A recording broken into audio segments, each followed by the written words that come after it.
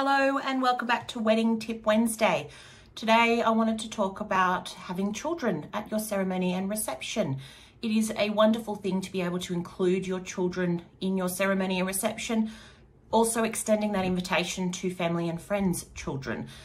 But please make sure that you check with your venue that you can have children, because some of them may have restrictions even for time frames or age limits.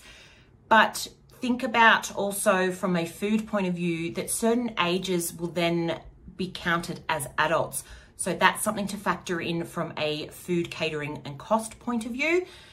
If you are bringing your children, maybe have some space or activities for those kids so that they have something to entertain them. They aren't necessarily getting a bit bored, because unfortunately they don't fully, depending on their age, they may not understand the full experience of a wedding. So whether you do some colouring in books, some activity sticker books, but obviously make sure that your kids are not putting them all over the venue, all over decorations and tablecloths.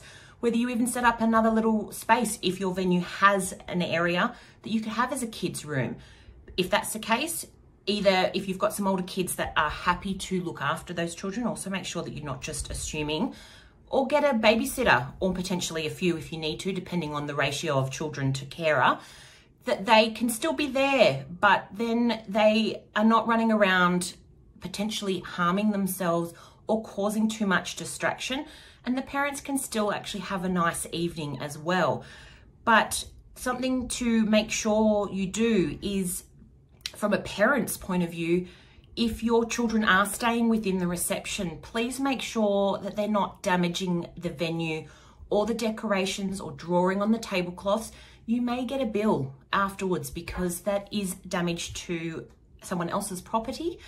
The big thing though is that they're safe and that they're okay. Obviously we don't want any children running close to roads or open water, but it can be a beautiful day to have those children there with you to celebrate. They are your family, I understand that. But also if you choose to not have children, that is also your decision.